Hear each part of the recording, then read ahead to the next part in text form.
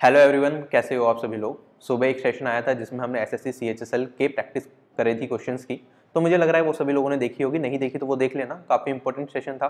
ठीक है, previous year के क्वेश्चंस डिस्कस करे थे हमने 25 के 25 एक पूरे सेट के फॉर्म में, और मैंने आपको सभी तरीके से क्वेश्चन को सोल्व करके दिखाया था कम से कम टाइम में। तो वो सेशन देख लेना, इंपॉर्टेंट है आपके एग्जाम के लिए। और जो आज का सेशन है, जो ये वाला सेशन है, ये बहुत बहुत बहुत ज़्यादा इंपॉर्टेंट है। इसमें मैंने क्या करा है, एसएससी सीजीएल 2019 अभी हुआ है, इसमें जितने भी नए टाइप के क्वेश्चन हमें देखने को मिले वो सारे के सारे ले लिए हैं। ठीक है, टोटल 10-11 क्वेश्चन ऐसे हैं जो थोड़े अलग हैं, जो पिछली बार से थोड़े से डिफरेंट हमें देखने को मिले। बाकी सारा पेपर इस बार बहुत ज़्यादा कैलकुलेटिव नहीं था, बहुत ज़्यादा मुश्किल भी नहीं था, कुछ शिफ्ट मुश्किल थी, लेकिन मैथ्स का ओवरऑल अगर हम बात करें पेपर ठीक ठाक रहा। तो जो भी नए टाइप के क्वेश्चन हैं जो बार बार रिपीट हो रहे हैं वो तो हम देख ही चुके हैं। ठीक है, तो सीजीएल 2018 टीयर 1 की प्रैक्टिस में आपने देखे होंगे, और बाकी मेंस के क्वेश्चन आपने प्रैक्टिस करे ही होंगे। लेकिन जो सीजीएल 2019 में नए क्वेश्चन देखने को मिले वो हम यहाँ पे डिस्कस करेंगे, क्योंकि काफी ज्यादा चांसेस हैं वो क्वेश्चंस आपके एसएससी सीएचएसएल 2019 में भी पूछे जाएंगे और एसएससी सीजीएल 2019 मेंस में भी पूछे जाएंगे। क्योंकि जब से टीसीएस ने पेपर लेना स्टार्ट किया, क्या होता है, एक टाइप बनाता है वो, उस टाइप के सभी क्वेश्चन हर एग्जाम में डाल देता है। ठीक है, और उसके बाद जब साल भर निकल जाता है तो थोड़े नए टाइप बनाने स्टार्ट करता है, तो ज्यादा मेहनत नहीं करता वो यहाँ पे। तो जो भी इंपॉर्टेंट क्वेश्चंस आज हम डिस्कस करने वाले हैं सारे आपको बहुत अच्छे से याद रखने हैं। कॉपी पेन लेकर नोट करके रख लेना कॉपी में, एग्जाम से पहले इन्हें रिवाइज करके जरूर जाना। वीडियो को लाइक कर देना, जिससे कि फ्यूचर में आपकी लाइक वीडियोज में ये वीडियो सेव हो जाए, और फ्यूचर में अगर आपको रेफरेंस की जरूरत पड़े तो इस वीडियो को देख लो। मैं ना ही आपको सिर्फ क्वेश्चंस कराऊंगा, मैं आपको कंसेप्ट भी सिखाऊंगा। ठीक है, क्योंकि मैं चाहता हूं अगर ये क्वेश्चंस आपके एग्जाम में तो आप पूरा कर पाओ, थोड़ा घुमा के क्वेश्चन पूछा जाए तब भी आप कर पाओ। ठीक है, तो कंसेप्ट भी हम साथ के साथ सीखते हुए चलेंगे, जो जो क्वेश्चन हम डिस्कस करने वाले हैं, जो भी नए टाइप के क्वेश्चन है। तो बहुत ज्यादा इंपॉर्टेंट सेशन है, तो शुरू करते हैं। देखो, सबसे पहले जो नंबर सिस्टम में एक नया कंसेप्ट यहाँ पे पूछा गया, हमें क्या दे रखा था, हमें एक नंबर दे रखा था 732। क्या रखा था, अगर हम इसे x से डिवाइड करते हैं तो हमारे पास रिमाइंडर मिल जाता है 12। हमें बताना है all the possible values of x क्या क्या पॉसिबल वैल्यूज ले सकता है। ठीक, तो अगर हम 732 को x से डिवाइड कर रहे हैं, रिमाइंडर आ रहा है 12, इसका मतलब अगर मैं 12 को 732 में से घटा दूंगा तो हमारे पास जो नंबर आएगा वो x से डिविजिबल होगा। तो 732 माइनस 12 करा मैंने, बिल्कुल आराम आराम से चलेंगे, मुझे कोई जल्दी नहीं है, बिल्कुल एक एक स्टेप आपको समझाऊंगा। तो यहाँ पे आ गया 720। 720 x से डिविजिबल होगा तभी तो हम कहेंगे रिमाइंडर हमारे पास क्या बचा, 12 बचा। ठीक है, रिमाइंडर 12 बचने का मतलब क्या है, अगर रिमाइंडर 12 बच रहा है इसका मतलब जो हमारा नंबर होगा x, वो x 12 से तो बड़ा होगा। सीधी सी बात है, अगर 12 से छोटा होगा तो रिमाइंडर 12 बच ही नहीं सकता। जैसे कि अगर हम बात करें किसी नंबर को, अगर आप मान लो आपके पास है 85, अगर आप इसे 9 से डिवाइड करते हो, क्या रिमाइंडर कभी भी 9 से बड़ा आ सकता है, नहीं आ सकता, राइट। तो जो हमारा नंबर होगा यहाँ पे x की वैल्यू होगी वो 12 से बड़ी ही होगी। ठीक है, क्योंकि यहाँ पे 85 को अगर 9 से डिवाइड करते हैं तो रिमाइंडर हमारे पास आता है 4। तो जो हमारा डिवाइजर है वो हमेशा क्या होगा, जो रिमाइंडर है उससे तो बड़ा होगा ही होगा। तो जो हमारा x की वैल्यू है वो 12 से बड़ी होगी, एक चीज हमें समझ आई। और हमें बताना है पॉसिबल वैल्यूज कितनी हो सकती है x की। तो पॉसिबल वैल्यूज कैसे पता चलेगा, हमें पता 720 कंप्लीटली डिविजिबल है x से, तो हमें 720 के फैक्टर्स निकालने पड़ेंगे। तो हम टोटल नंबर ऑफ फैक्टर्स निकालेंगे, उसमें से जो 12 से छोटे वाले फैक्टर्स हैं या 12 के बराबर वाले फैक्टर्स हैं उन्हें सब्ट्रैक्ट कर देंगे और हमारा आंसर आ जाएगा। ठीक है, तो स्टेप बाय स्टेप हमें चलना है। 720 के फैक्टर्स निकालेंगे। अब कैसे निकालेंगे, क्या हम बचपन से जैसे 2 से डिवाइड करते हैं वैसे निकालेंगे, नहीं। देखो, हमें 720 पता है, 720 क्या होता है, 8 इंटू 9, और यहाँ पे हमें 10 से मल्टीप्लाई हो रहा है, 10 होता है 5 इंटू 2। इसमें से हम देख लेते हैं 2 की पावर 4 तक जा रहा है, यहाँ पे 2 की पावर 4, यहाँ पे 9 है, 9 क्या होता है 3 की पावर 2 और 5, यही फैक्टर्स बनेंगे इसके, 5 की power 1। Total number of factors की अगर मैं बात करूंगा वो कितने हो जाएंगे, उसमें हम क्या करते हैं, जैसे कि हमने यहाँ पे प्राइम फैक्टर्स में स्प्लिट कर दिया, उसके बाद जो पावर होती है तीनों की पावर में 1 ऐड कर देते हैं और मल्टीप्लाई कर देते हैं, हमारे पास टोटल नंबर ऑफ फैक्टर्स आ जाते हैं निकल के। तो ये 720 के टोटल नंबर ऑफ फैक्टर्स कितने हो जाएंगे हमारे पास, 4 जमा 1 5, 2 जमा 1 3 और 1 जमा 1 2। ये टोटल हमारे पास कितने फैक्टर्स निकल गए, 30 फैक्टर्स निकल गए। अब x की 30 वैल्यूज हो सकती है, लेकिन हमें x की वो वैल्यू निकालनी है जो 12 से बड़ी हो। तो अब हम फैक्टर्स देखेंगे कौन कौन से फैक्टर्स होंगे। ठीक है, ये सारे फैक्टर्स निकल के आए, तो हमें पता है एक तो 1 से क्या होगा, डिविजिबल होगा 12 से छोटा। दूसरा फैक्टर होगा 2 से भी 720 डिविजिबल होगा। उसके बाद यहाँ पे 3 भी आ रहा है तो 3 से भी डिविजिबल है, 2 की पावर 2 भी होगा, 4 से भी डिविजिबल, 5 से भी डिविजिबल। उसके बाद अगर हम बात करेंगे यहाँ पे 2 इंटू 3 6 से भी डिविजिबल, 7 नहीं है, 2 की पावर 3 8 से भी डिविजिबल, 3 की पावर 2 9 से भी डिविजिबल, 5 इंटू 2 10 से भी डिविजिबल, और 11 नहीं है तो 12। ये सारे फैक्टर्स ऐसे हैं जिससे हमारा क्या होगा, जो 12 से छोटे हैं और जिससे 720 डिविजिबल है, तो ये सारे सब्ट्रैक्ट करने पड़ेंगे हमें। तो कितने फैक्टर्स हो गए, 1 2 3 4 5 6 7 8 9 10। टोटल हमारे पास 30 फैक्टर्स आए थे। अगर मैं 30 में से 10 को घटा दूं तो हमारे पास कितने फैक्टर्स बचेंगे, 30 माइनस 10, ये बचा 20। तो x यहाँ पे कितनी वैल्यू दे सकता है, 20 वैल्यू दे सकता है। 20 वैल्यूज ऐसी होंगी x की जो 12 से बड़ी होंगी और जो 720 को कंप्लीटली डिवाइड कर देंगी। क्वेश्चन समझ आया? बहुत अच्छा क्वेश्चन था, मेंस में आपका पूछा जा सकता है, सीएचएसएल में भी डेफिनेटली आएगा ये क्वेश्चन। ठीक है, इस क्वेश्चन को, इस टाइप को और ज्यादा टीसीएस पूछेगा। अब इसी टाइप का एक और क्वेश्चन आपकी प्रैक्टिस के लिए है। देखो क्वेश्चन में क्या दे रखा था, ये भी आपके एग्जाम में सीजीएल 2019 में ही पूछा गया कि 200 को अगर हम x से डिवाइड करते हैं तो हमारे पास रिमाइंडर बचता है 8, हमें बताना है total possible values of x क्या होगी, तो निकाल लेंगे। अब यहाँ पे हमें सीधा सीधा दिख रहा है रिमाइंडर 8 है तो x की वैल्यू 8 से बड़ी होगी। साथ ही साथ यहाँ पे अगर 200 में से 8 को घटा देंगे तो हमारे पास बचेगा 192। 192 को x से डिवाइड करेंगे तो x से डिविजिबल होना चाहिए 192, x के फैक्टर्स निकाल लेंगे।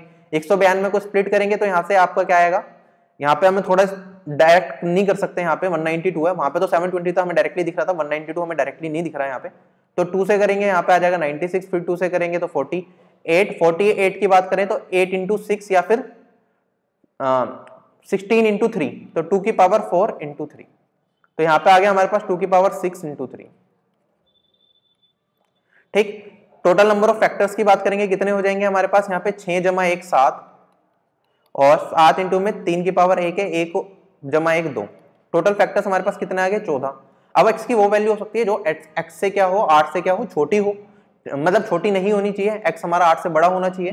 तो हम देख लेते हैं कौन कौन से फैक्टर्स 8 से छोटे हैं। एक तो 1 हो गया, एक 2 की पावर 1 2 हो गया, एक 3 हो गया, एक 2 की पावर 2 4 हो गया, 5 नहीं है यहाँ पे, 6 2 इंटू 3 6 हो गया, और यहाँ पे 2 की पावर 3 8 हो गया। तो ये वाले फैक्टर्स हम काउंट नहीं करेंगे, तो ये सब्ट्रैक्ट करने पड़ेंगे। टोटल कितने हो गए, 1 2 3 4 5 6, टोटल थे 14, 14 में से 6 घटा देंगे हम तो हमारे पास कितना आ जाएगा 8, 8 हमारे पास आ जाएगा। x की टोटल 8 वैल्यूज पॉसिबल है, 8 ही हमारा इस क्वेश्चन का आंसर हो जाएगा। ठीक, तो प्रैक्टिस भी हमने साथ के साथ कर ली।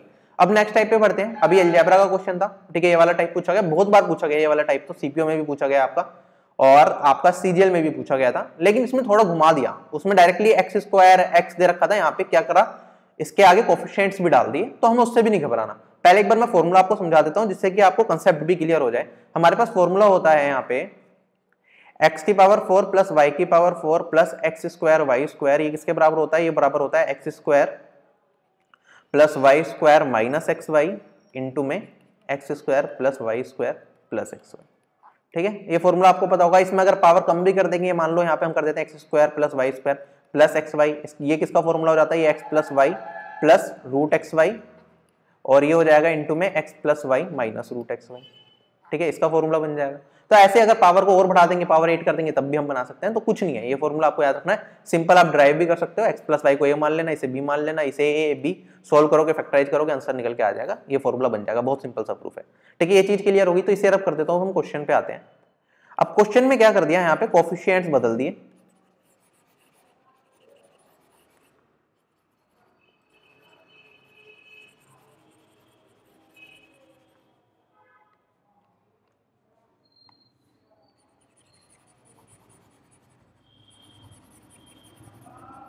क्वेश्चन में क्या करा है, यहाँ पे कोफिशिएंट बदल ली। यहाँ पे x की जगह क्या है, देखो x की पावर 4 है और यहाँ पे 4x स्क्वायर है, तो यहाँ पे 2x का होल पावर 4 है, 2x की होल पावर 4 है। यहाँ पे क्या है, प्लस 2x का होल स्क्वायर इंटू में यहाँ पे 3y की होल पावर 4 है, तो यहाँ पे हम लिख सकते हैं 3y का होल स्क्वायर, यही दे रखा है आपको 91 के बराबर। सिमिलरली नीचे जाएंगे तो ये 2x का होल स्क्वायर है माइनस 2x इंटू 3y है, और यहां पे हम प्लस करेंगे तो यहाँ पे 9y स्क्वायर है, तो 3y का होल स्क्वायर है। बिल्कुल एक एक स्टेप बता रहा हूं मैं, जिससे कि आपको कंफ्यूजन हो, एग्जाम में आराम से कर लो, वरना डायरेक्ट निकल जाता है इसका आंसर, डायरेक्ट निकालने में कुछ नहीं है। तो अगर मैं यहाँ पे बात करूं 2x का होल स्क्वायर प्लस यहाँ पे आ जाएगा 2x into 3y plus 3y का होल स्क्वायर, इसकी वैल्यू क्या हो जाएगी, तो आप कहोगे सर इसमें से इसे डिवाइड कर देते हैं, तो ये हमारे पास आ जाएगा 91/13, इसकी वैल्यू आ जाएगी 7। हमें वैल्यू किसकी बतानी है, xy की वैल्यू बतानी है, तो हम क्या करेंगे, जो ऊपर वाली इक्वेशन है इसमें से इसे सब्ट्रैक्ट कर देते हैं। हमारे पास क्या आ जाएगा, यहाँ पे ये माइनस का 12xy आ जाएगा, 3 2 इंटू 3 6 माइनस का 12xy, और ये किसके बराबर हो जाएगा, ये कट गया, ये कट गया, आपके पास बचा 13 माइनस 7, ये बचेगा आपके पास यहाँ पे 6। वैल्यू किसकी बतानी है, 3xy की, तो 4 से डिवाइड कर देते हैं और माइनस में कर देते हैं, तो हमारे पास 3xy की वैल्यू कितनी आ जाएगी, यहाँ पे हमने 4 से डिवाइड करा, 4 माइनस कर दिया और यहाँ पे 4, ये हो जाएगा -3/2। क्वेश्चन खत्म, -3/2 हमारा आंसर आ जाएगा। एग्जाम में करना है डायरेक्टली, हमें यहाँ पे क्या दिख रहा है, एग्जाम में अगर हमें डायरेक्टली करना होगा इस क्वेश्चन को, यहाँ पे हमने देखा 6xy दिख रहा है यहाँ पे और 3xy की वैल्यू बतानी है। कुछ नहीं करना आपको, क्या करना है डायरेक्टली इससे इसे डिवाइड करके आपने वैल्यू निकाल ली 7, ठीक है, इससे डिवाइड करके वैल्यू निकाल ली 7 और यहाँ पे 6xy है, सब्ट्रैक्ट करके यहाँ पे -12xy कितना हो जाएगा, ये हो जाएगा 13 - 7 और ये आ जाएगा आपके पास 6। डायरेक्टली आप यहां से स्टार्ट करोगे अपना क्वेश्चन एग्जाम में, क्लियर। और यहाँ पे 3xy की वैल्यू बतानी होगी तो 3xy की वैल्यू आपकी हो जाएगी यहाँ पे 6/12 × 3 तो -1/2 × 3 ये हो जाएगा आपके पास -3/2। एग्जाम में बस इतना करना है आपको, ये कंसेप्ट है, ये एग्जाम बेस्ड अप्रोच है, ठीक। आगे बढ़ते हैं अगले क्वेश्चन पे।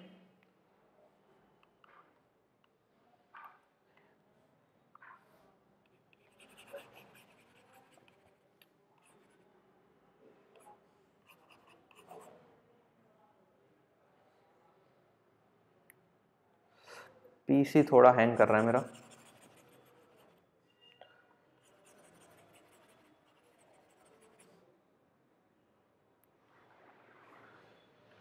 ठीक, क्वेश्चन में क्या दे रखा है हमें, x-6 का होल क्यूब दे रखा है, हमसे कोएफिशिएंट पूछ लिया x² का, ठीक है। तो कैसे करते हैं इस तरह के क्वेश्चन को, आपको पूरा सोल्व करने की जरूरत नहीं होती। एक तो होता है एक्सपेंड करा, वहां पे x² का कोएफिशिएंट निकाल लिया तब कर लिया, वरना जब मैंने आपको अलजेब्रा की रिवीजन कराई थी, अलजेब्रा पढ़ाया था अनअकैडमी पे, तो हमने एक चीज देखी थी, अगर जैसे आपको दे रखा हो बाइनोमियल से हम इस तरह के क्वेश्चन कर लेते हैं। इन फ्यूचर अगर आपसे क्वेश्चन में पूछ लिया जाए x-6 की पावर 4 दे दिया क्वेश्चन में और आपसे x³ का कोएफिशिएंट पूछ लिया तो कैसे करेंगे, तो हमें ज्यादा कुछ फंसने की जरूरत नहीं है, डायरेक्टली हम निकाल सकते हैं। 2 मिनट लगेगी सोल्व करने में, देख लेते हैं कैसे करना है।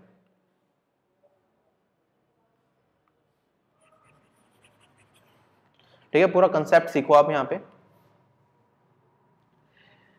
अगर a + b के स्क्वायर की बात करें, a + b के क्यूब की बात करें, यहां पे a - b का स्क्वायर भी कर लेते हैं, रुको,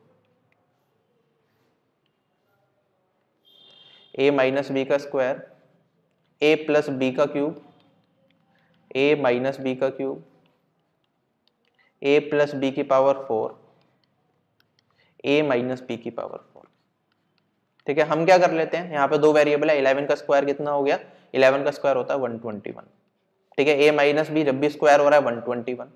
अगर यहाँ पे a + b के क्यूब की बात करेंगे तो ये हो जाएगा 11 का क्यूब हमारे पास 1331, यहाँ पे क्यूब है 1331, यहाँ पे क्या है हमारे पास प्लस है, पावर 4 हो गई 14641, यहाँ पे 14641।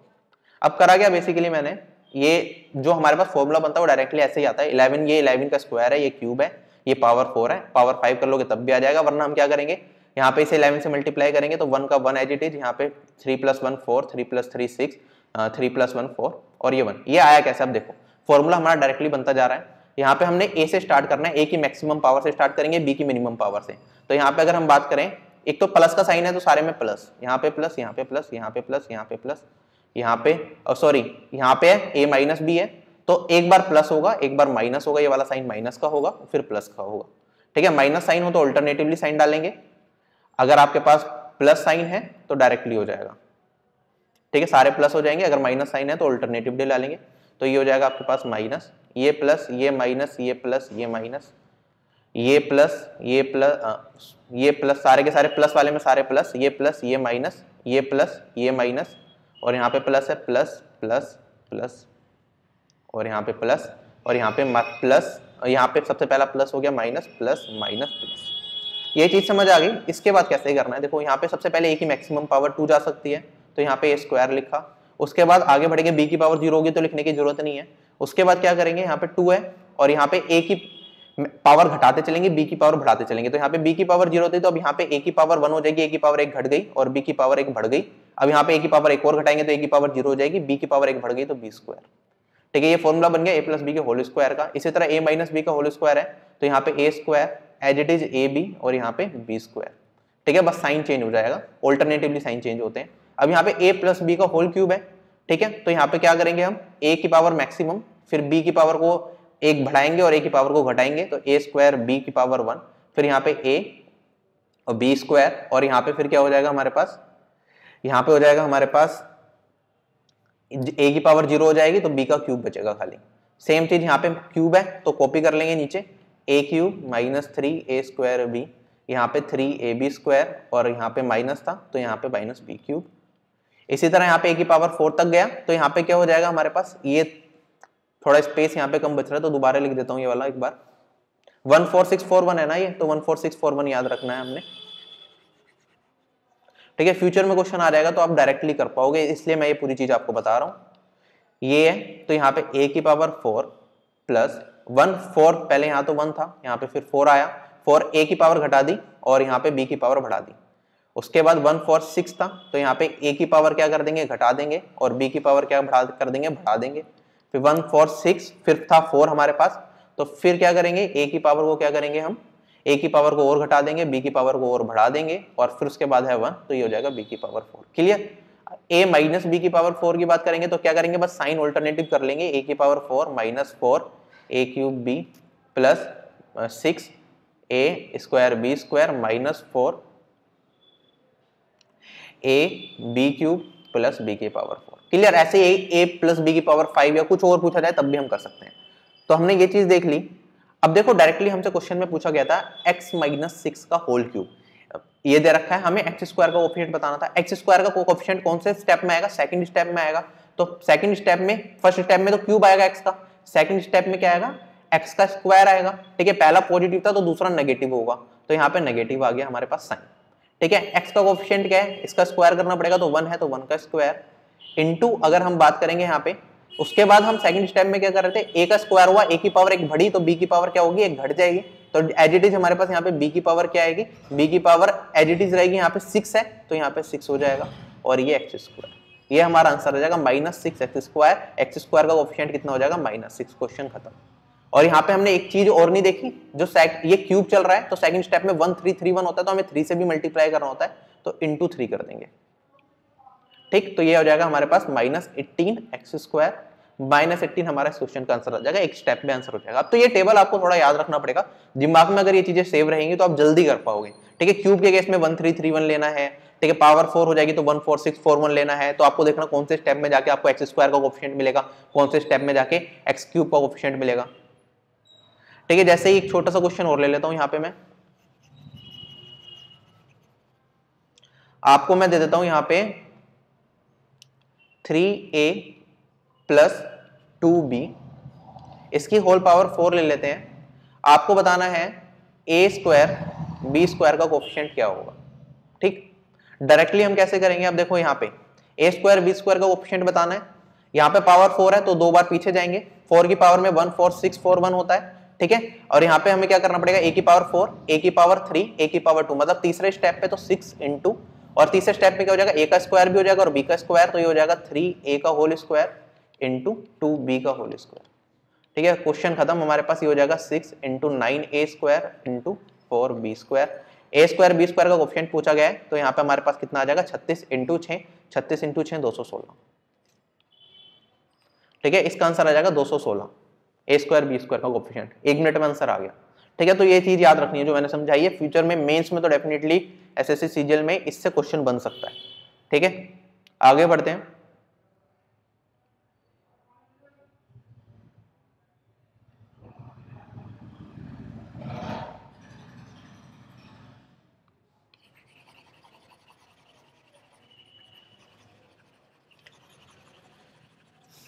एक सेकंड, मुझे लग रहा है कि ऑन बंद करके एक बार दोबारा ऑन कर लेता हूं तो ज्यादा सही रहेगा, ये परेशान कर रहा है सॉफ्टवेयर।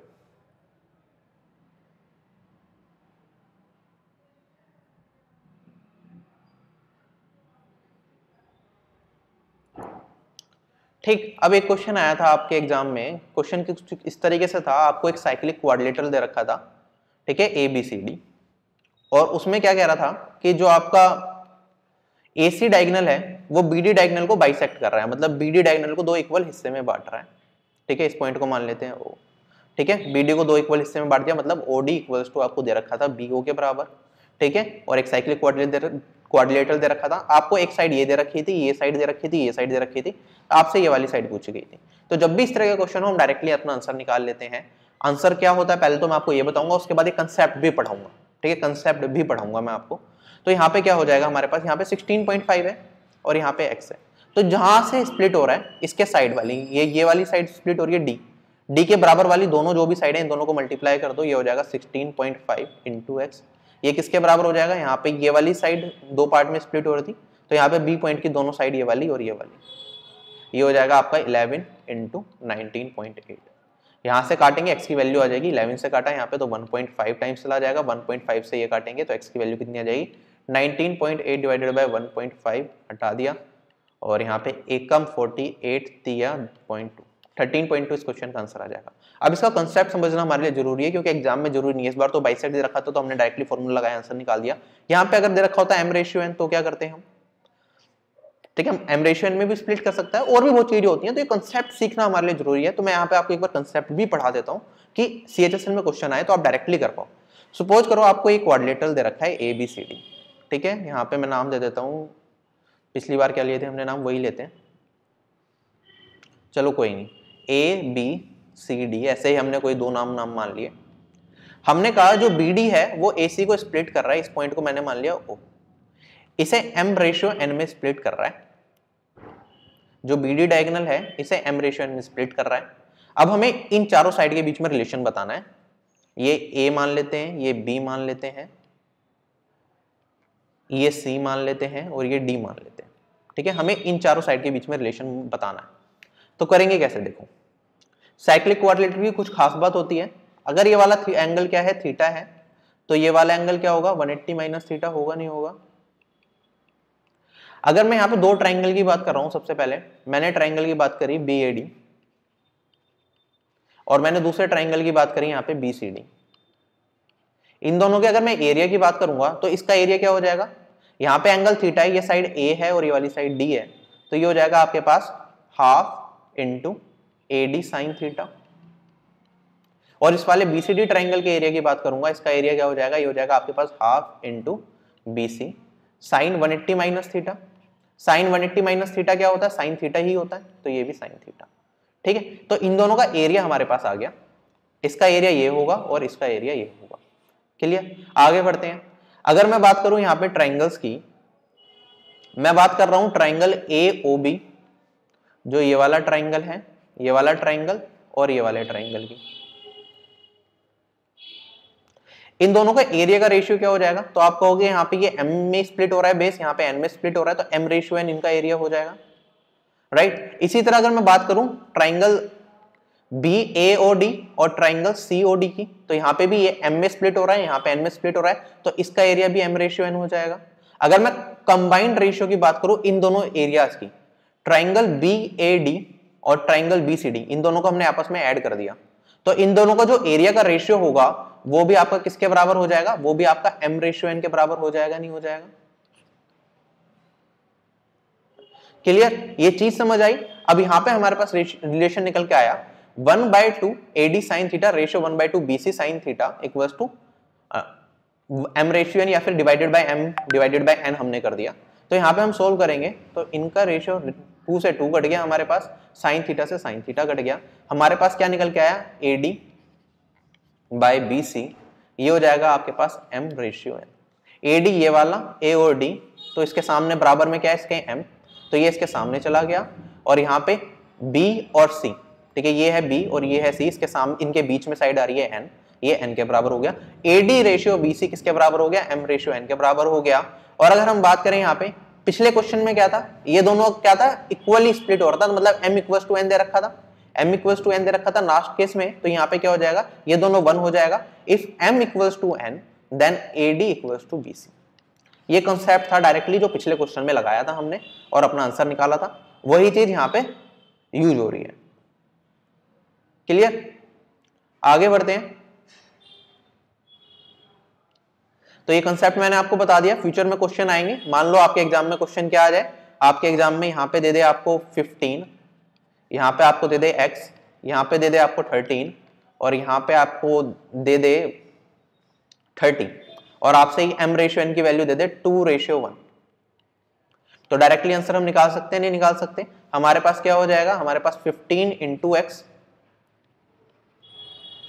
डिवाइडेड बाय 13/30, 13 इंटू 30, ये किसके बराबर हो जाएगा, 2:1 के बराबर हो जाएगा। x की वैल्यू निकालनी है, ये 2 से जाएगा और x की वैल्यू कितनी आ जाएगी, 26 दूनी 52, क्वेश्चन खत्म। ये प्रोबेबल क्वेश्चन है, ये आपके CHSL में भी पूछा जा सकता है और SSC CGL मेंस में भी पूछा जा सकता है।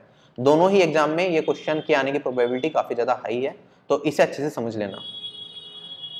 अगला क्वेश्चन हमारे पास,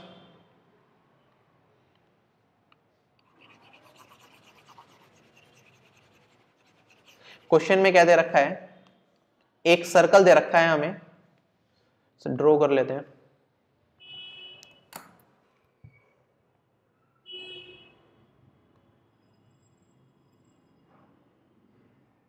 एक सर्कल है, उसके अंदर दो कोड हैं, एक कोड है AB और एक कोड है CD। तो बना लेते हैं दो कोड।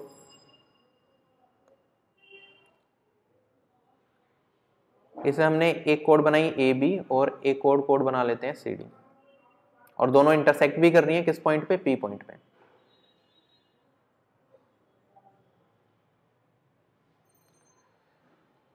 ठीक है, तो देखते हैं क्या है। हमारे पास दो कोड है, एक कोड है AB और एक कोड है हमारे पास CD। दोनों किस पॉइंट पे इंटरसेक्ट कर रही हैं, P पॉइंट पे यहाँ पे कहीं इंटरसेक्ट कर रही हैं। साथ ही साथ हमें क्या दे रखा है, हमें एंगल APC की वैल्यू दे रखी है, ये वाला एंगल हमें दे रखा है 95 डिग्री।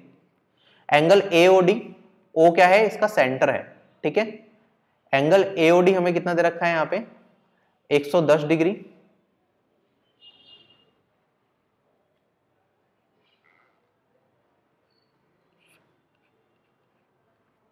हमें वैल्यू बतानी है एंगल BOC की, ठीक है, हमें ये वाला एंगल बताना है।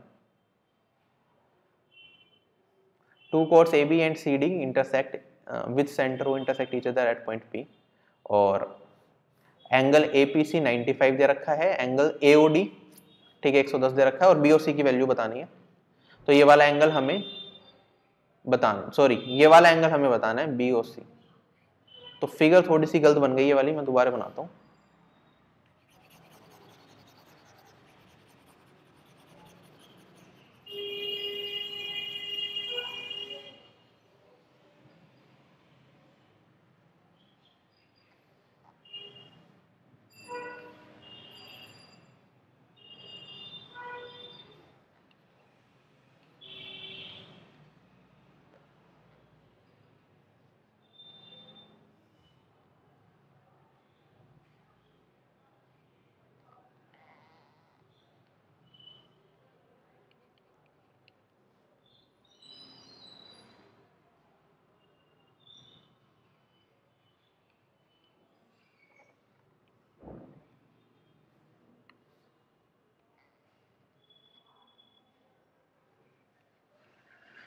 ठीक है, हमें एक सर्कल दे रखा है जिसमें AOD एंगल हमें कितना दे रखा है 110 डिग्री का, वो सेंटर है, और हमें यहाँ पे CAPC एंगल भी दे रखा है कितना 95 डिग्री। हमें बताना है एंगल COB की वैल्यू, COB क्या होगा या BOC क्या होगा।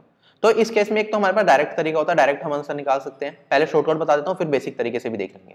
ठीक है, शॉर्टकट क्या होगा, जैसे ये 95 डिग्री है, इसके कोरस्पॉन्डिंग ये वाला एंगल कितना हो जाएगा, फिर ये 95 है तो ये वाला 85 हो जाएगा। ठीक है, जो 85 डिग्री जो ये वाला एंगल निकल के आता है हमारे पास, ये वाला एंगल किसके बराबर होता है, ये वाला एंगल और इस वाले एंगल के एवरेज के बराबर। तो 110 जमा theta divided by 2 equals to 85 degree, ये हमारे पास आएगा निकल के। यहाँ पे 85 2 करेंगे 170 आ जाएगा। थीटा की वैल्यू कितनी हो जाएगी, 170 माइनस 110, ये हो जाएगा 60 डिग्री। ये डायरेक्ट मेथड होता है इस क्वेश्चन को सोल्व करने का, जो हमें पता होता है। ठीक है, कोई भी एक फिगर हो,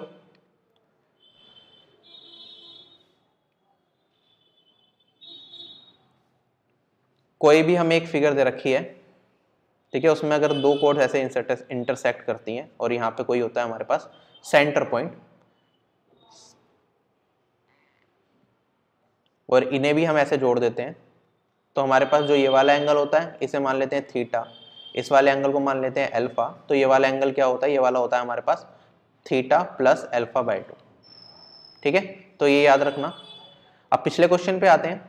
पिछले क्वेश्चन में हमने क्या करा था, यहाँ पे बेसिक से सोल्व कर लेते हैं इसे। बेसिक से कैसे सोल्व किया जाएगा, देखो ये वाला एंगल आपके पास क्या है 95 डिग्री। ये वाला एंगल अगर थीटा है, तो ये वाला एंगल अगर मैं यहां से इस लाइन को ज्वाइन कर दूं, तो ये वाला एंगल क्या हो जाएगा, ये वाला एंगल हो जाएगा आपका थीटा बाय 2, राइट। और अगर मैं क्या करूं, यहां से ये वाली लाइन भी ज्वाइन कर दूं, तो ये वाला एंगल कितना हो जाएगा आपके पास, ये वाला एंगल BOC, ओ क्या है सेंटर, BOC COB या BOC आपका थीटा है, तो ये वाला एंगल कितना हो जाएगा, ये वाला एंगल हो जाएगा θ/2। ठीक, उसके बाद ये वाला एंगल कितना है आपके पास 95 डिग्री है। ठीक है, ये वाला आपके पास 85 आया और ये वाला भी आपके पास क्या हो जाएगा 95 डिग्री एंगल हो जाएगा। अगर इस वाले बड़े वाले ट्राइंगल की अगर हम बात करें यहाँ पे, ठीक है, तो हम इस फिगर की बात कर रहे हैं, ये वाला एंगल,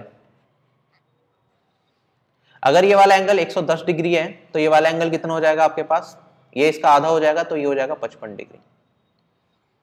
ठीक, अब हम ट्राइंगल की बात कर रहे हैं BPD की, हम बात कर रहे हैं BPD ट्राइंगल की, तो इसमें एक एंगल 95 है, एक θ/2 है, एक 55 डिग्री है।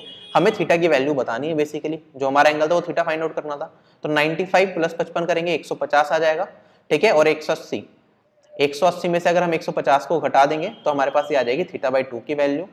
तो यहाँ पे 30 डिग्री हो गया θ/2 और थीटा की वैल्यू कितनी हो जाएगी 60 डिग्री। ठीक है, थोड़ी सी फिगर स्लो हो गई, एक्चुअली मेरा जो प्रोसेसर है वो थोड़ा स्लो पड़ रहा है इस टाइम पे, तो वन नोट में थोड़ी दिक्कत आ रही है, बाकी ये समझ आ जाएगा, थोड़ा रिवाइंड कर लेना। तो यहाँ पे हमने ये वाले ट्राइंगल की बात करी है,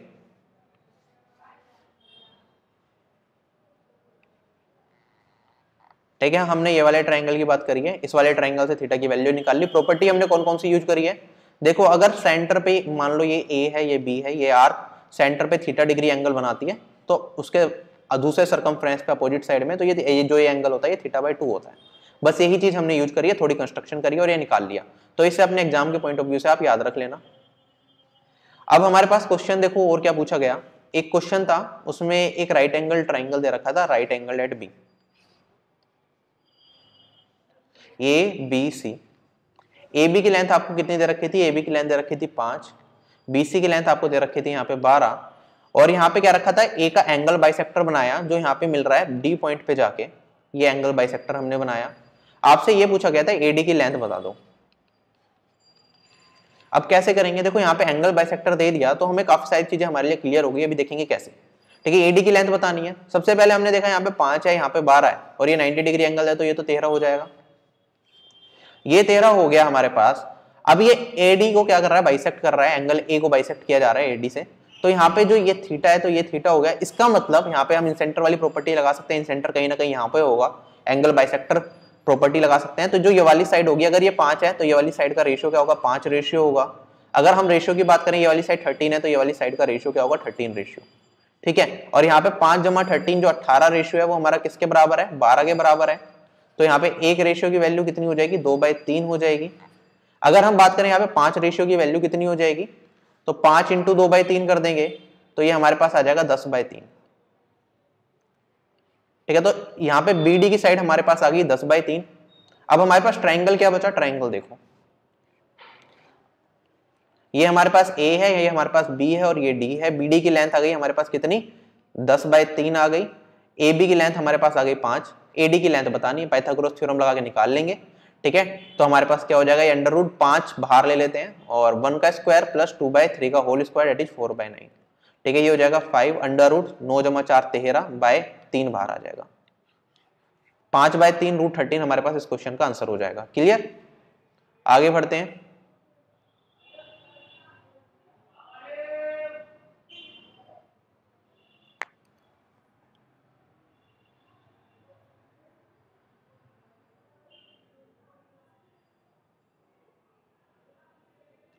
अब एक छोटा सा कंसेप्ट मैं आपको सिखाना चाहता हूँ ज्योमेट्री का, जो आपके फ्यूचर एग्जाम में पूछा जाएगा और इस कंसेप्ट पे बहुत क्वेश्चंस बन रहे हैं, तो आपको पता होना चाहिए। अगर आपके पास ये साइक्लिक क्वाड्रिलेटरल है, ठीक है, इसकी नाम दे देते हैं A, B, C and D। ठीक है, अगर ये वाला एंगल मैंने मान लिया अल्फा, तो ये वाला बीटा हो जाएगा। ये वाला एंगल क्या हो जाएगा, 180 माइनस बीटा हो जाएगा, और ये वाला एंगल क्या हो जाएगा, ये 180 माइनस अल्फा हो जाएगा। राइट, अब मैं क्या कर देता हूँ, इस AD को एक्सटेंड कर दिया मैंने और इस BC को भी एक्सटेंड कर दिया, ये कहीं जाके P पॉइंट पे जाके मिल गए। ठीक, तो अगर ये वाला एंगल 180 माइनस बीटा है तो ये वाला एंगल क्या हो जाएगा, बीटा हो जाएगा, और ये वाला एंगल अगर 180 माइनस अल्फा है तो ये वाला एंगल क्या हो जाएगा, अल्फा हो जाएगा। ठीक है, वरना आपको ये भी याद रखना है, अगर ये एंगल अल्फा है तो अगर एक्सटेंड करते हैं एक साइक्लिक क्वाड्रिलेटरल की साइड तो ये वाला एंगल अल्फा होता है, ये बीटा है तो ये वाला एंगल बीटा होता है। ये चीज याद रह जाएगी। अब यहाँ से हमारे पास एक चीज निकल के आई, ये एंगल P तो है कॉमन। अब हम दो ट्राइंगल की बात कर रहे हैं, ट्राइंगल PDC और ट्राइंगल पी बी ए, ठीक है। तो यहाँ पे P कॉमन हो गया, यहाँ पे एंगल D की बात करेंगे, ये वाला एंगल और ये वाला एंगल, D आपका B के बराबर हो गया और C आपका A के बराबर हो गया। तो ये दोनों ट्राइंगल क्या हो गए, सिमिलर हो गए। इसका मतलब जो हमारे पास निकल के आएगा PD बाय, यहाँ पे PD है तो यहाँ पे हो जाएगा हमारे पास PB इक्वल्स टू यहाँ पे PC है और यहाँ पे आ जाएगा हमारे पास PA। PD into PA equals to PC into PB, ये हमारे पास रिजल्ट निकल के आया। PD क्या है, अगर हम बात करें, इसे मैंने मान लिया A, इसे मैं मान लेता हूँ पूरे को B, इसे मैं मान लेता हूँ C और इस पूरे को मान लेता हूँ मैं D। तो हमारे पास रिजल्ट जो निकल के आया वो क्या आया, PD इंटू PA मतलब A into B equals to हमारे पास हो जाएगा PC, मतलब PC क्या है हमारे पास D और PC है हमारे पास C और PB है हमारे पास D। A इंटू B equals to C into D, जो हम सेकेंड फॉर्मूला भी कहते हैं, ठीक है। इस पे बहुत क्वेश्चंस पूछे गए, इसके 2-3 कन्वर्जन्स हैं वो भी देख लो। एक सर्कल है, यहां से अगर दो लाइन एक बाहरी पॉइंट से 2 सेकंड्स हमने ड्रॉ करी, इन दोनों को इन पॉइंट्स को सेकंड कहते हैं, PAB, इसे CD नाम दे देता हूं, ठीक है। तो ये वाली लेंथ है A, ये वाली लेंथ है हमारे पास B, ये वाली लेंथ है हमारे पास C और ये वाली लेंथ है हमारे पास D। तो यहाँ पे AB इक्वल्स टू CD हो जाएगा, ये हमें याद रखना है। साथ ही साथ इसका एक और कन्वर्जन निकल के आता है, अगर यहाँ से हम क्या करें, टेंजेंट ड्रॉ कर दें, ठीक है। टेंजेंट ड्रॉ करी P, इसे नाम देते हैं A और ये यहाँ पे स्प्लिट कर रहे हैं, ठीक है। इसे नाम दे देता हूँ B और इसे C। तो इसे A मान लिया मैंने, इसे B मान लिया और इसे मान लिया मैंने X। तो इस केस में क्या हो जाएगा, x square equals to AB हो जाएगा, ये भी याद रखना है। कुछ कुछ केसेस में क्या हो जाता है, इस पॉइंट को क्या कह देते हैं, जो BC लेंथ दे रखी होती है, इसे डायमीटर मान लेते हैं। उस डायमीटर अगर हम मानेंगे तो यहाँ पे क्या हो जाएगा, दोबारा डायग्राम से समझाता हूँ। जो क्वेश्चन ऐसे भी आ रहे हैं, आपको क्या दे देगा यहाँ पे, ये डायमीटर की एक साइड दे दी, मान लो इसका रेडियस है R, इसका भी रेडियस होगा R, इसे एक्सटेंड करा और यहाँ पे कुछ इस तरह से लाइन ड्रॉ कर दी। तो PABCD, ठीक। तो यहाँ पे अगर ये वाली साइड है A, ये पूरी साइड है B, तो ये वाली साइड आपको दे दी X, तो आपके पास यहाँ पे जो रिलेशन निकल के आएगा वो क्या होगा, AB equals to X into X plus 2R, ठीक है। तो यहाँ पे गलती नहीं करनी इस करने में। इस तरह के क्वेश्चन में आपसे रेडियस पूछा जाता है, सर्कल का रेडियस बता दो, ये सारी चीजें आपको दे रखी हैं, या फिर आपको क्या रेडियस दे देगा, आपसे ये वाली लेंथ पूछ लेंगे। तो ये सारी चीजें आपको पता होनी चाहिए। इस पे बहुत सारे क्वेश्चन आए हैं और बहुत बार पूछे जा रहे हैं, तो ये कवर करके चलना है। अब ट्रिग्नोमेट्री का 1-2 क्वेश्चन देख लेते हैं। ट्रिग्नोमेट्री के कौन कौन से क्वेश्चन पूछे गए। अब देखो, ट्रिग्नोमेट्री में पहले तो होता था, जो थीटा की वैल्यू थी हम 30, 45 या 60 पे रख के वेरीफाई हो रहा था, लेकिन इस बार थोड़ी अलग वैल्यूज भी पूछी गई। इस बार जनरली जो थीटा की वैल्यू आ रही थी हमारे पास, साइन थीटा की वैल्यू क्या निकल के आ रही थी बार बार, या तो 4/5 निकल के आ रही थी या फिर 3/5, उस पर सेटिस्फाई कर रहा था। तो इस तरह के क्वेश्चन एक बार देख लेते हैं कि कैसा क्वेश्चन है। यहाँ पे 5 sin square theta plus 14 cos theta equals to 13 है, हमें tan theta plus sec theta की वैल्यू निकालनी है, ठीक है। तो अगर यहाँ पे हम वैल्यू पुट करके भी रखते हैं 30, 45 या 60 में से, तो cos थीटा की वैल्यू हम रखते हैं यहाँ पे, थीटा को 60 रख के चेक करते हैं, सीधा थीटा को 60 रख के इसलिए चेक करते हैं कि यहाँ पे 1/2 वैल्यू हो जाती है, तो हम रूट वगैरह में कहीं फंसते नहीं, हमारी सारी वैल्यू इंटीजर्स में जाती है, ठीक है। वो कंसेप्ट मैंने आपको पहले भी पढ़ा रखा है। अब यहाँ पे अगर हम बात करें, अगर हमें ऐसे करना हो तो थीटा को 60 मान के रखेंगे, चेक नहीं हो रहा तो हम थीटा की वैल्यू साइन थीटा की 4/5 या 3/5 रख के पुट कर लेंगे, और cos थीटा की अगर साइन थीटा 4/5 है तो cos थीटा क्या होता है आपका 3/5 हो जाएगा, और अगर साइन थीटा 3/5 है तो cos थीटा आपका 4/5 हो जाएगा। तो ऐसे चेंज करके हम वैल्यू रख के चेक कर लेते हैं, या तो हम ऐसे कर लेंगे, वरना बेसिक से भी सोल्व करना कोई मुश्किल काम नहीं है। यहाँ पे 5 sin स्क्वायर थीटा है, तो 5 को cos convert, sine square theta को cos स्क्वायर थीटा में कन्वर्ट करेंगे, 1 minus cos square theta plus 14 cos theta equals to 13 दे रखा है, ठीक है। तो 5 minus 5 cos square theta plus 14 cos theta, एक एक स्टेप लिख रहा हूं मैं, इक्वल्स टू 13, और यहाँ पे हो जाएगा cos थीटा को, फिलहाल हम cos थीटा बहुत बड़ी सी टर्म है, इसे x मान लेते हैं, ठीक है।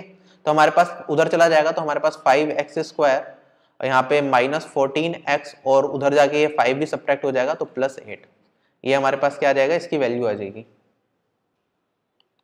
ये हमारे पास 0 के बराबर हो जाएगा। अब 14 है, 14 को स्प्लिट करना पड़ेगा 2 पार्ट में, जिससे कि हमारे पास क्या बन जाए, 8 इंटू 5 40 बन जाए, ठीक है। तो 10 और 4 में स्प्लिट कर सकते हैं, माइनस का साइन है, प्लस में कन्वर्ट करा, x की वैल्यू क्या आ जाएगी 10 को डिवाइड कर दोगे आप 5 से, 10/5 हो जाएगा, और यहाँ पे 4 को डिवाइड कर दोगे आप किससे, 5 से, तो 4/5 आ जाएगी वैल्यू। ठीक है, तो हमारे पास x क्या माना था हमने, cos थीटा की वैल्यू निकल के आई है, तो यहाँ पे cos थीटा की वैल्यू या तो हमारे पास 2 हो जाएगी, यहाँ से 2 निकल के आई, और यहाँ या तो 4/5 होगी। क्या cos थीटा की वैल्यू कभी भी 2 पॉसिबल है?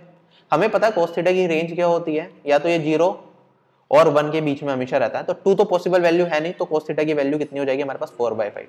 यहाँ से हमारे पास क्या निकल के आया, cos थीटा की वैल्यू कितनी आ गई हमारे पास, 4/5। cos थीटा 4/5 है, तो sin थीटा, tan थीटा सारी चीजें निकाल सकते हैं, तो हमें sin थीटा तो निकालना ही नहीं, हमने tan theta plus sec theta पूछा है। cos थीटा 4/5 है, तो tan थीटा क्या हो जाएगा, 3/4 हो जाएगा, ठीक, और sec थीटा की वैल्यू 5/4 हो जाएगी, ये हो जाएगा 3 + 5 8/4 दैट इज 2 आपका इस क्वेश्चन का आंसर आ जाएगा। ठीक है, डायरेक्टली हमें ऐसे करना है। क्लियर, आगे बढ़ते हैं अगले क्वेश्चन में। अब ये वाला क्वेश्चन भी पूछा गया, ये वाला टाइप थोड़ा अलग था, शायद आप लोगों ने ना पढ़ रखा हो, ठीक है, मैंने तो पढ़ाया ही है। साइन a + b = 24/25 दे रखा है, cos a - b की वैल्यू दे रखी है, tan 2a की वैल्यू बतानी है। कैसे करेंगे, देखो tan 2a की वैल्यू बतानी है, तो tan 2a को हम क्या लिख सकते हैं, यहाँ पे tan a + b + a - b, solve करके हमारे पास क्या आ जाएगा, tan 2 ही आ जाएगा, राइट, tan 2 ही आ जाएगा दोनों केसेस में हमारे पास। तो इसे सोल्व करेंगे तो tan इसे मान लो x और इसे मान लो y, tan x + y का फॉर्मूला क्या होता है, ये होता है आपके पास tan x + tan y divided by tan x - tan y। ठीक है, तो ये वाला फॉर्मूला हम लगा देंगे यहाँ पे, तो हमारे पास आएगा tan a + b + tan a - b divided by 1 यहाँ पे 1 - tan x tan y होता है, 1 - tan a + b tan a - b। ठीक है, यहाँ पे पुट करेंगे हम, तो tan a + b की वैल्यू कैसे निकालेंगे, sin a + b की वैल्यू दे रखी है 24/25, tan a + b की वैल्यू कितनी हो जाएगी यहाँ से, ठीक है, यहाँ पे आया 7 और ये हो जाएगा 24/7, tan a + b की वैल्यू आ गई। cos a - b की वैल्यू दे रखी है, tan a - b की वैल्यू क्या हो जाएगी, ये हो जाएगी, यहाँ पे 15 है, यहाँ पे 17 है, तो बचा 8, 8 क्या हो जाएगा परपेंडिकुलर, तो ये हो जाएगा 8/15। tan a + b की वैल्यू मिल गई, tan a - b की वैल्यू मिल गई, tan 2a की वैल्यू निकालनी है, डायरेक्टली कर लेंगे, ये हो जाएगा 24/7 + 8/15 डिवाइडेड बाय 1 - 24/7 × 8/15। सोल्व करके हमारे पास आंसर आ जाएगा, ये आप लोग सोल्व कर लेना, मुझे नहीं लगता मुझे कराने की जरूरत है, बेसिक कैलकुलेशन है, करोगे आंसर निकल के आ जाएगा। ठीक है, तो इस तरीके से इस टाइप का क्वेश्चन आए तो आप कर लेना।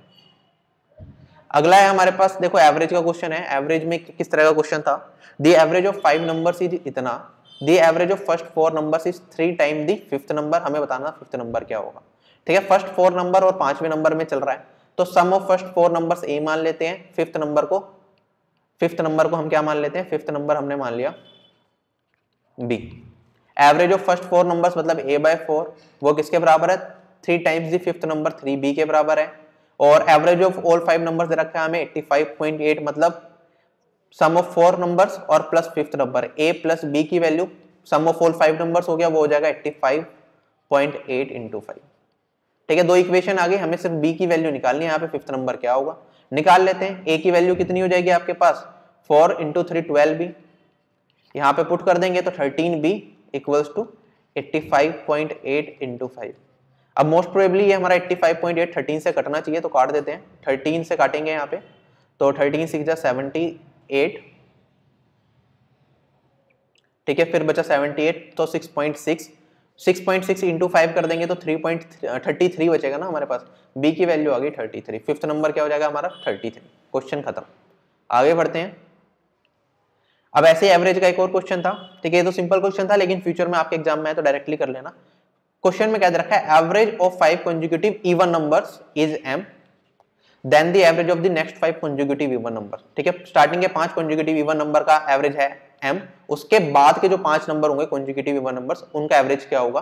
ठीक है, नेक्स्ट 5 पूछा गया है, इवन नंबर्स की बात कर रहे हैं, इवन नंबर्स के बीच में गैप कितने का होता है, 2 का होता है, तो पहले 5 नंबर का एवरेज m है, तो उसके अगले 5 जो कंसेक्यूटिव नंबर हो गए उनका जो एवरेज होगा वो क्या होगा, गैप कितने का है 2 का, और कितने नंबर है 5, तो ये हो जाएगा m + 10। ऐसा ही यहाँ पे और होता तब भी यही आंसर आता।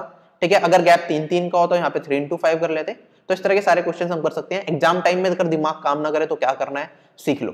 ठीक है, हमने स्टार्टिंग के 5 नंबर मानने हैं, हमने क्या करना, पहले 5 नंबर कुछ भी मान सकते हैं, 2 4 6 8 10, एवरेज क्या हो जाएगा इनका 6 हो जाएगा। ठीक है, उसके बाद के 5 नंबर लेंगे 12 14 16 18 20। ठीक है, तो इन 5 नंबर का एवरेज कितना हो गया 16, गैप कितना आ गया 10 का आ गया, पहले का एवरेज था m, ये क्या हो गया m + 10। क्वेश्चन खत्म। मतलब एग्जाम में कंफ्यूज नहीं होना, गलती नहीं करनी। ऐसे अगर कंफ्यूज हो रहे हो 1% भी तो डायरेक्टली वैल्यू मानो और आंसर निकाल लो। क्लियर। एक क्वेश्चन है, ये एसएससी सीजीएल 2018 मेंस का है, इसका स्क्रीनशॉट ले लो। आप सभी लोगों का होमवर्क है ये, आपको कमेंट बॉक्स में कमेंट करके बताना है इसका आंसर क्या होगा। जो हमारी नेक्स्ट क्लास आएगी यूट्यूब पे, तो उसमें मैं क्वेश्चन आपको कराऊंगा। काफी अच्छा कंसेप्चुअल क्वेश्चन है, सीएचएसएल में पूछा जा सकता है, सीजीएल मेंस में आया था 2018 में और उसके बाद रिपीट नहीं हुआ अभी, तो ये सीएचएसएल में आने के चांसेस काफी अच्छे हैं और सीजीएल मेंस में भी आ सकता है 2019 में। तो ये वाला क्वेश्चन का स्क्रीनशॉट ले लो और आपको बताना है इसका आंसर क्या होगा। फिलहाल आज की क्लास को मैं यही माइंड अप करता हूँ और उम्मीद कर रहा हूँ आपको ये सेशन पसंद आया होगा, जो कलेक्शन है क्वेश्चंस की वो पसंद आई होगी और आपके एग्जाम में बहुत ज्यादा हेल्पफुल रहेगा। आपने अनअकैडमी पे मुझे अभी तक फॉलो नहीं किया तो फॉलो कर सकते हो, प्लस सब्सक्रिप्शन लेने हो तो RB10 कोड यूज कर सकते हो। बाकी अगर हम बात करें यहाँ पे, आज शाम को 7 बजे एक प्रैक्टिस सेशन होने वाला है सीएचएसएल का, तो वो क्लास मिस ना करें, तो वो क्लास जरूर देखें, वो फ्री है सबके लिए। ठीक है, कुछ सेशंस आएंगे सीएचएसएल की प्रैक्टिस के लिए, वो सारे फ्री होंगे, तो आप मुझे अनअकैडमी पे भी फॉलो करें। तो इस वीडियो में सिर्फ इतना ही, आपसे यही विदा लेता हूँ। आपका दिन शुभ हो, बाय बाय, टेक केयर, जय हिंद।